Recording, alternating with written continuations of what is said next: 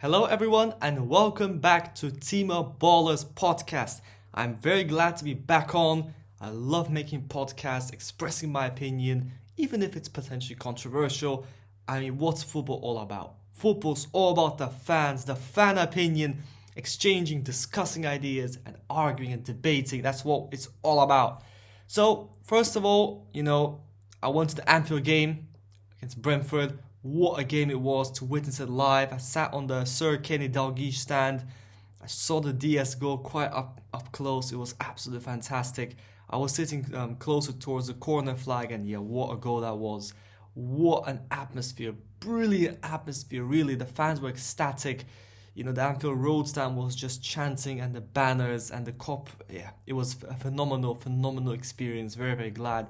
And of course, the result was great. We controlled the game, we won it properly. We discussed it last time on the podcast with Maxime and Emin.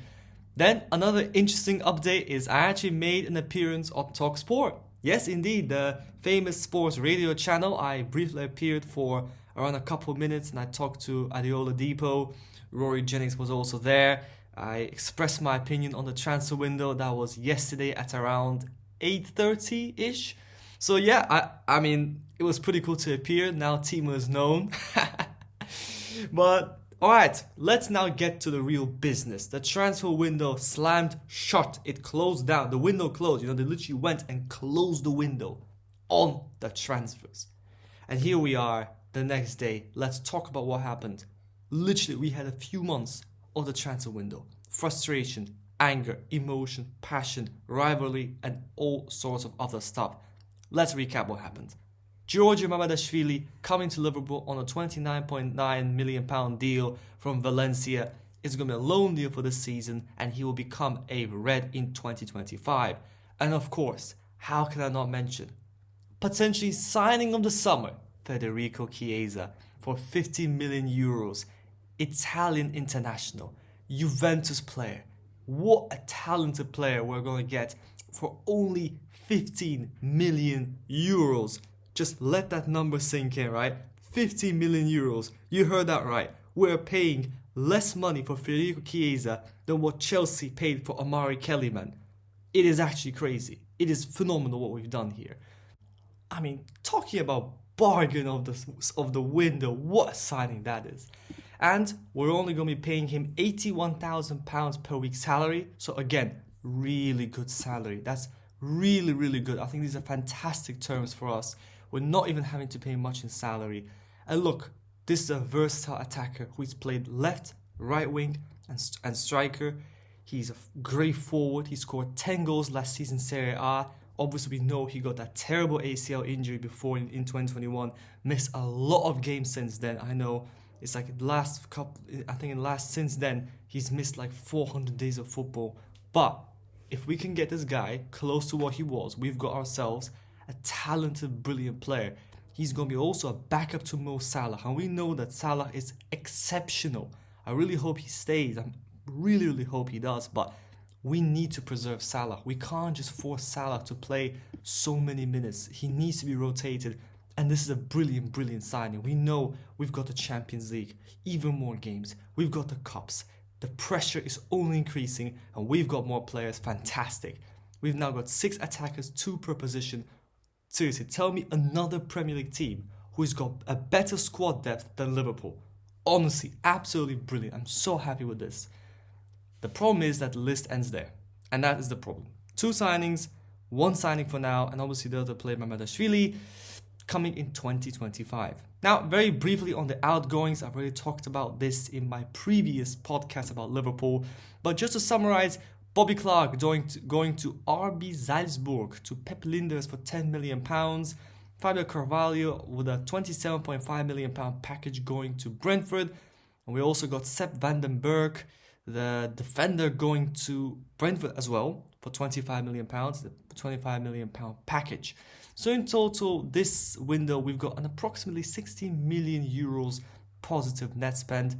Obviously also Adrian, Matip and Thiago all leaving honor-free from the club.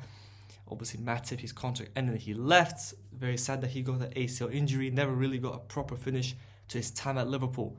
So now that I've briefly covered what's happened, I've briefly covered what's gone on with the transfers, let me now move on to what do we think of this window. Let's try to digest it. And what I do not want to do is spend 15 minutes now just going on some gigantic rants.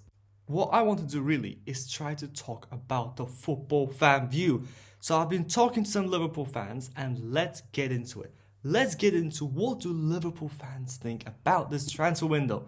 There are several opinions I've tried to gather. So essentially I've got a list of 7 key views on this. So 7 kind of viewpoints. So the first one, the one which I personally agree with, is it is a frustrating window because we haven't addressed the key areas we wanted to. I talked about it in my previous episode. Going into the transfer window, the expectation was that we're going to sign a defender, a centre-back, a midfielder, a holding midfielder, and a forward, utility forward. Now, we know that was what we heard from reports from the club. That's what we were expecting. So naturally, we have only fulfilled 1 out of 3. We've done nothing to address the defensive midfield problem.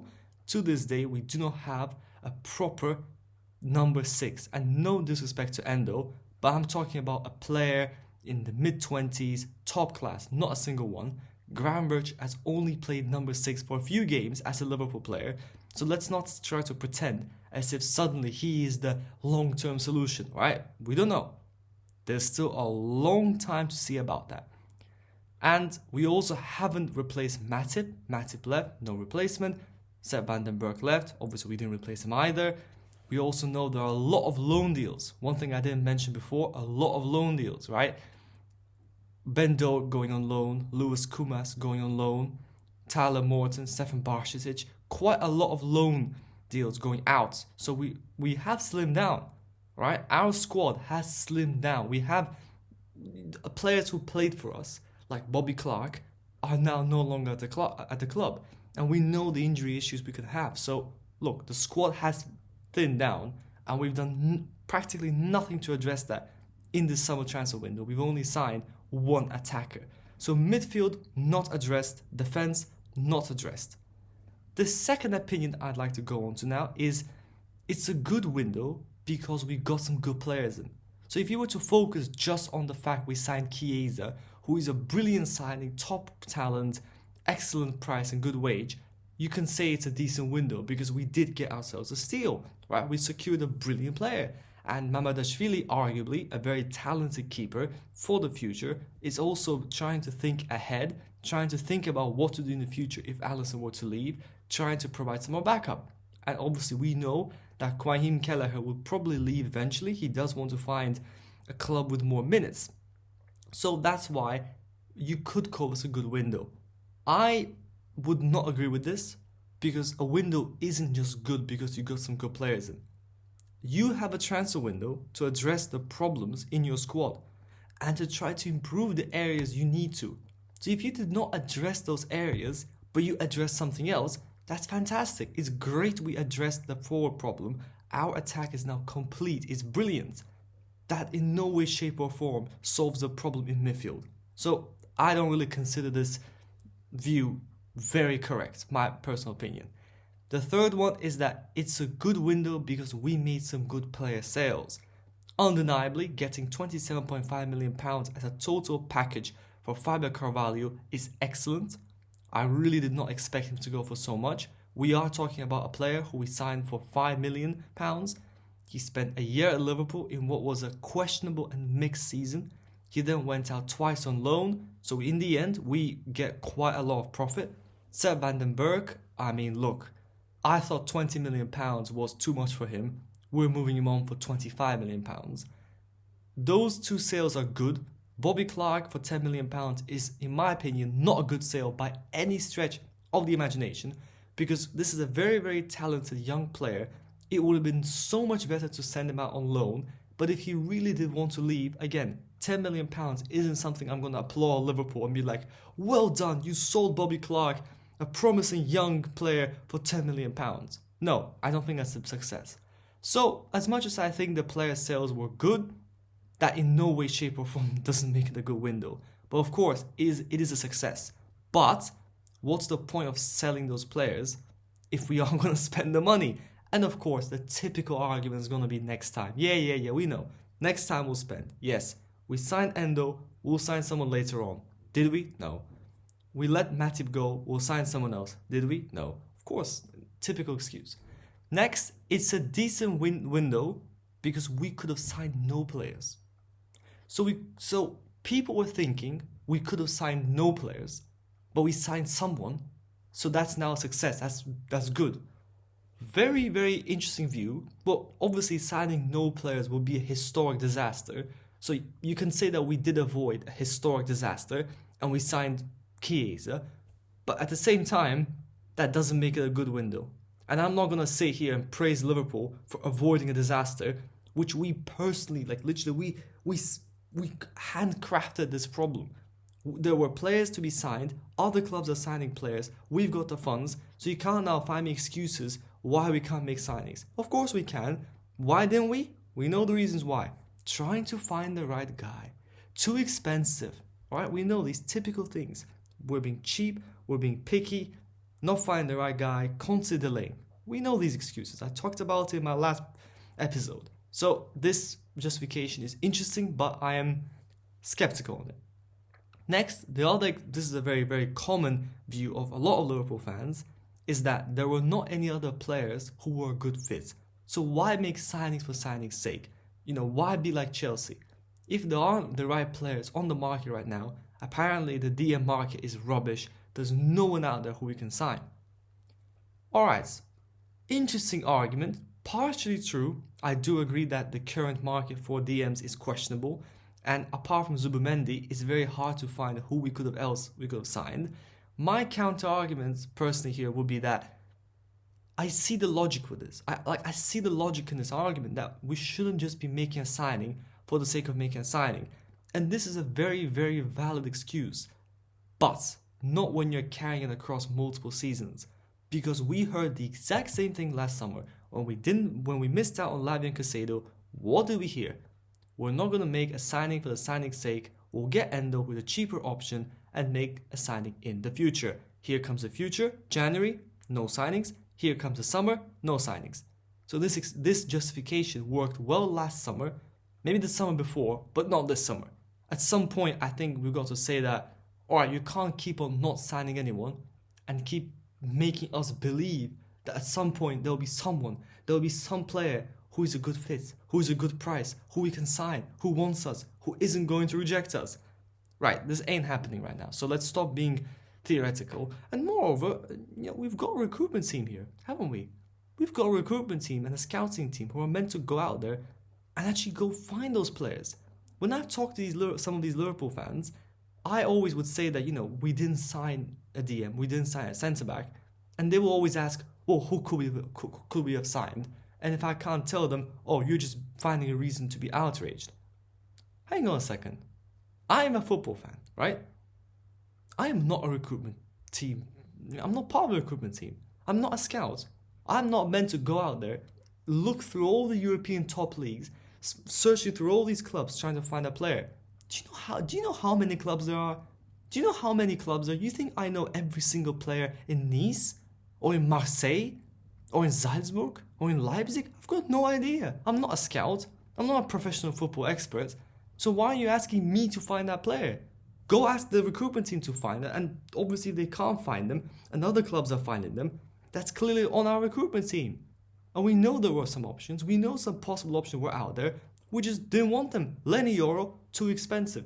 Mark Gray doesn't win enough aerial duels. Manu Kone, he's not good enough.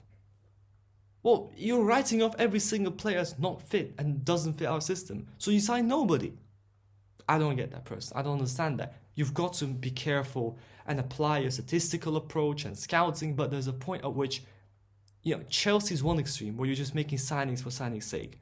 We're on the other extreme where we sign no one and we're just waiting for some imaginary the right guy. And then you've got a lot of clubs like Arsenal in the middle who do make signings when they need to, even if it doesn't necessarily really fit their squad. I think all Arsenal fans would agree that Raheem Sterling isn't a perfect fit for them. He doesn't really fit the type of player they need, doesn't really fit the age bracket either. But, it was out there, they took a chance, they got him. Alright? So no, I'm not gonna buy into this kind of idea that there's no one out there. No one at all who we can sign. Not at all. Next, Slot didn't want to sign more players as he's happy with the squad, so why make other signings? Right, so Arne Slot walked into Liverpool and was like, you know what? You know what, Richard Hughes? I think this squad's phenomenal. It's absolutely phenomenal. You know, get me one player, Chiesa, it's fine. We'll keep it how it is. We don't need anyone else. So you're telling me this squad, the very same squad we've got now, trimmed down because players have left. This squad was not good enough to win the league last year, and we had holes, right? Obviously, DM is a problem. At some point, defense was a bit of a lacking. We solved the problem with forwards. That's better now. So you're telling me that these other problems we had in the squad are going to miraculously fix themselves. So suddenly, Gravenberch transforms into the exact number 6 we need. Suddenly, we will no longer have problems with injuries at centre-back. I'm sorry, but I just can't really buy into that. I'm not going to sit here and believe that Arne Slot is indeed perfectly happy with the squad. We brought back Michael Edwards. For what? What did we bring back all these people for if we're not making any signings? Julian Ward, Michael Edwards, Richard Hughes. What are they doing? Are you serious? Chiesa and Mamadashvili, is that it? Is that all the hype around them and we get 2 signings, one of which is a keeper who we did not need at all, and for next year as well? Very, very questionable. Again, I understand this whole idea that why sign players when we don't need to, but we do. 4 centre-backs for a top team? Gomez covering for left-back? I don't know, you ask me, 4 centre-backs, is it enough? I don't think so, because we've got 4 centre-backs, right? We've got 4 competitions. I'm not saying 1 centre-back per competition. That's not how football works. But look, one of them gets injured. We've got 3 left. Then you have to work on the rotation. If 2 are injured, you're slightly more in trouble. And as I said, we don't have Sepp Vandenberg now, who was supposed to be the backup. So that's, I think, an issue. I don't agree with that. The next opinion was very interesting. I actually talked on the Liverpool Discord server, and this was a very interesting take by one of the people. Is that, so top 4 is our target for for this season, and our current squad is good enough for top 4, hence that's why it's a good window. So we've set this arbitrary target, very unambitious target of securing top 4, and because our squad's good enough, that's fine. So you just go and suddenly now lower the target just to make the squad good enough. Shouldn't we be aiming to be the best? Like, shouldn't our objective as Liverpool Football Club, the biggest football club in England, alright, let's be honest, the most successful football club in England, because right now we are the ones who can challenge Man City as well as Arsenal. Man United are nowhere near it. We are a very, very big club in the football arena. And yet for some reason, top 4 is good enough now. Don't put pressure on the manager. Don't expect 90 plus points title challenge. Yeah, I'm not saying we're forcing him to do that, but let's make the squad as good as we can. Let's try to bring the squad as close as we can to Arsenal, Man City, and then obviously hope for a title challenge. What you don't do is make one signing and then be like, well, it's good enough for top 4 anyways. If we're trying to limit ourselves for top 4, why would you want to do that? Surely you want to do better, aim for the top, not set yourself a target and be like, yeah, we can't get anyone else. Of course we can. So that's an interesting statement, but again, I don't understand why would you want to artificially set yourself a target. So overall, my view on all this is it's an excellent Chiesa deal, but the overarching theme is once again not spending enough, where we've somehow ended up in positive net spend of 60 million euros for this summer, around 60 million. We're trying to wait for the right guy, we're delaying and procrastinating signings, and we're trying to assure ourselves that actually we don't need anyone. Slot is happy with the squad. Why make signings for signing's sake? Typical excuses, typical justifications. We've heard it the entire summer, we've heard it before. And actually, I am surprised why so many Liverpool fans are so defensive of all the club's actions. Now obviously we know there was massive outrage and a lot of trust was lost due to the Super League incident and other incidents, but purely on the footballing level, so many Liverpool fans I've talked to keep on trying to defend what we do. For some reason, not making signings is absolutely fine. For some reason, the fact that our rivals are spending way more than us, Arsenal are getting ahead of us. Man City are ahead of us. Do you know what the answer is to that? Liverpool fans will say, well, Arsenal aren't ahead of us. Keep telling yourself that. Keep telling yourself that Arsenal did not finish second twice in a row. Arsenal were not challenging for the league twice in a row. We did not fall away towards the end. Let's be real. Arsenal is ahead of us. They are closer to winning the league title than we are. Sure, we won one cup. Fantastic. Congratulations. That does not mean we're going to win the league. Alright? United also won 2 cups. They're not a good team, are they? So let's try to set the standard as in we want to win the league. We want to win the league, and rather than being honest and saying, alright, we should have done things differently. Alright, we should have made some more signings. Alright, we are spending quite little. It's always excuses. Spend is not success. I get spend is not success. I get that signings are not gonna equate to success. But if you don't spend and you don't make proper signings, you aren't gonna win the league. The league isn't just gonna present itself to Liverpool and Man City and Arsenal will just step away. Look at how much money Arsenal spent. Look at how many top class talents they signed. It's all investment they've spent on this, haven't they? On Havertz, who's now scoring key goals for Arsenal. On Declan Rice, who's £105 million. On Calafiori, they're spending money on these players. We can't just now sit back, not make signings, say top 4 is a target, it's good enough, there was no one else available. Come on. No one available. No one available. No, there's no centre-back in Europe who wants to go to Liverpool and be 5th choice. No one. Absolutely no one. There's no DM which fits us for 2 years. I mean, look, we as fans are not meant to go and find those players. The club should. And hence why I'm saying that I'm confused as to what the club's doing. Contracts, what a mess. I mean, what a separate mess. How do you defend that, Liverpool fans? How do you defend this? Can we finally admit that our club is actually in a bit of a mess? Like, I'm not saying in a big mess like Chelsea, but there is, we are doing some rubbish, aren't we? Seriously, what is this mess with Trent's contract? Our local hero, our star boy, one of our best players, generational talent, at risk of leaving on a free. Mo Salah might be leaving on a free. Virgil van Dijk, our captain, our future, apparently hasn't even been offered a contract extension. What are we doing? Sort this out as soon as possible. So that's my point. I'm optimistic. I'm not being negative here. I'm not just saying negative, it's terrible. No, I'm saying there's fantastic stuff, right? Excellent start to the season. Chiesa top signing. I'm confident we will get Trent and Virgil's contracts sorted out. I'm sure we will sign the right players in the future. I'm still thinking we can challenge for the league. I've still got really good expectations for the season. I'm expecting to see a trophy. So I'm still very positive. I'm just saying that I'm positive, I'm being optimistic, but I'm also being realistic, right? And maybe some Liverpool fans fall into the trap of wanting to be positive and believe in false things to make themselves feel better. Whereas I'm ready to accept that we've made mistakes, accept that there are flaws to what we've been doing, but at the same time, also remain positive and not to degrade into a toxic culture of just blaming everything and being negative. I want to also maintain positivity, but also realism. So that's it for today. That's kind of what I want to say. Good feeling about the season. I'm sure we'll absolutely obliterate Man United tomorrow. Of course, Premier League review will be released next week again. We'll look at what happened against United. Very, very briefly, just got the news. Bournemouth making a late comeback against Everton. Crazy stuff. We'll get into that next time. Can't believe Everton actually gave up that 2-0 lead with 10 minutes to go. Crazy. What a comeback again by Bournemouth.